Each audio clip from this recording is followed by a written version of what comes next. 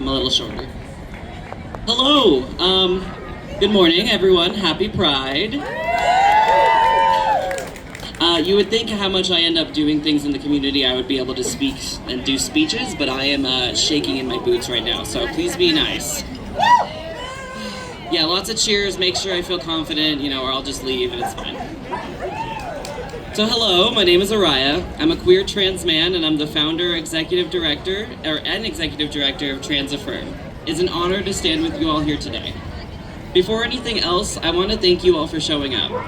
I want to thank every volunteer, every organizer, every performer, every vendor, and every person who decided that this community was worth spending their Saturday with.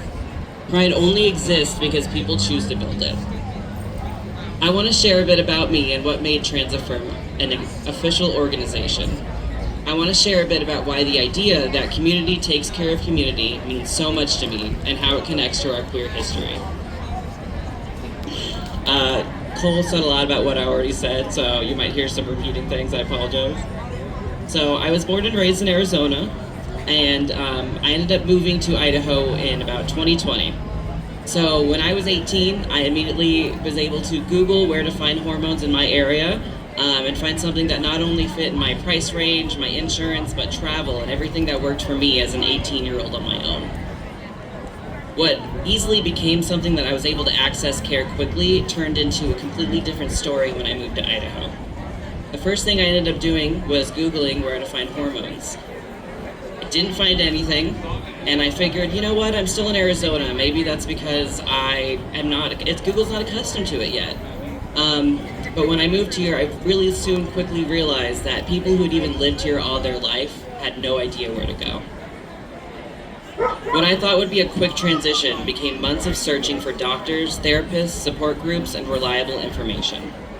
I ended up going off of hormones for about 2 years and rationing half of them because I really wanted to make sure that I could find something and I wasn't able to as a low-income individual.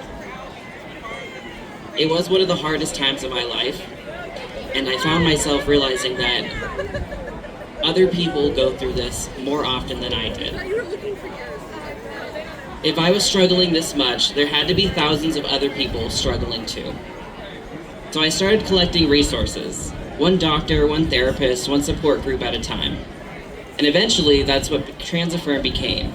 And instead of only collecting resources, we actually became a resource.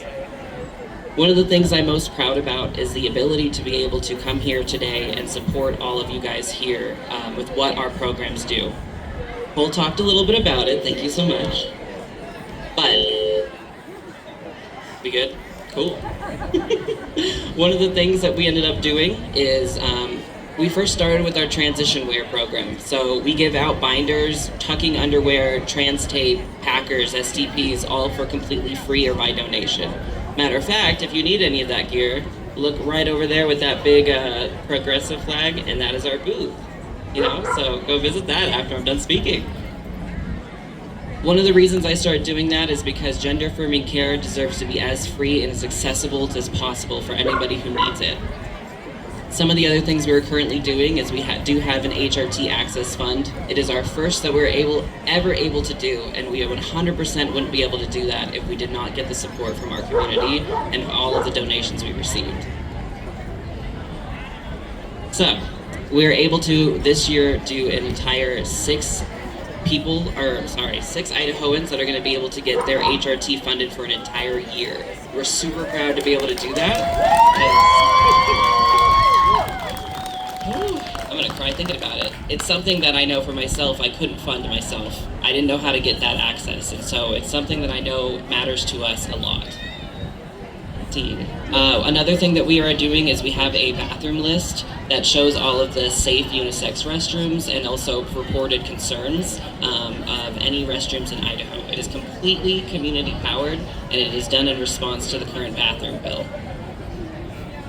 We have support groups run by our non-binary LPC, which is licensed professional counselor, one of our new board members who might be our new vice president, which I don't believe they're here yet, but shout out to Lee if they hear me. Woo! And then we do a lot of other things. Like we have our merch program over there. We have a bunch of transition wear. So what I really recommend is please jump over to our booth, say hi, and meet the folks that make Trans Affirm. What I learned, oh, thank you. It's all good. What I learned is that what mattered most wasn't the organization itself, but what mattered most was the idea behind it. I realized that continuing a tradition that our community has been practicing for generations was all I was doing. It made me realize that that's where Pride comes from. Sometimes we think of Pride as the festival. Where did I go? There it is. Sometimes we think of it as the music or the drag shows, the rainbow flags and the parades. And those things are all beautiful. Our joy is just as important. But Pride didn't begin as a celebration. Pride began because LGBT people were criminalized simply for existing. Police routinely raided queer spaces. People lost jobs, homes, and families simply because they were being themselves. Pride began because people were pushed to a point where simply existing had become an act of resistance.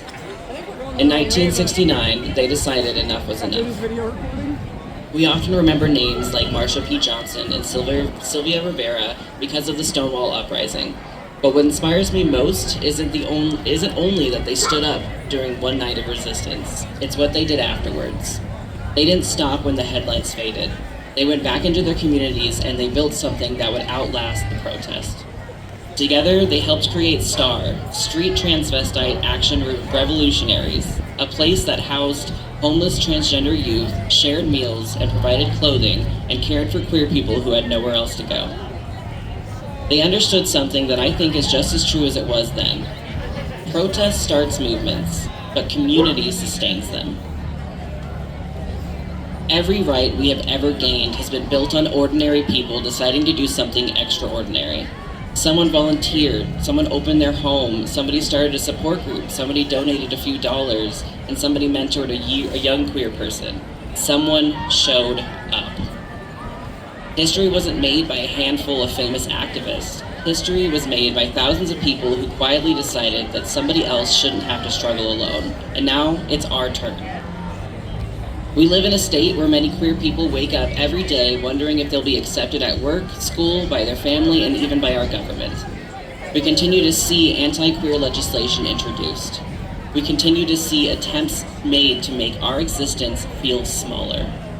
It would be easy to become discouraged, and it would be easy to believe that one person can't make a difference. But our history tells us otherwise. Our history tells us that every community center, every Pride celebration, affirming individual, and every nonprofit exists because somebody before us decided not to wait for somebody else to fix it. They built community. And now it's our responsibility to continue that work. So today, I ask that you celebrate. Dance, cheer for every performer, buy from your local queer artist, hug your friends, and make memories. But when you wake up tomorrow, ask yourself one question.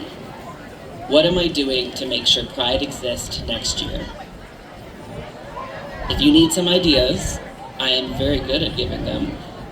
So you can volunteer with a local organization. You can mentor a young person in your life.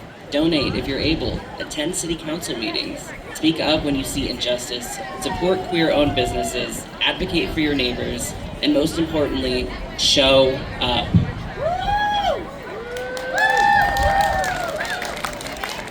Because Pride isn't something we attend once a year. It's something we build every single day. There's a quote from Marsha P. Johnson that has stayed with me for years. Pay it no mind, pay it forward. She said those words when people questioned her gender identity. Even in the face of hatred, she was still reminding folks to support each other. So today, I'll make sure to echo in her place. Pay it no mind, pay it forward.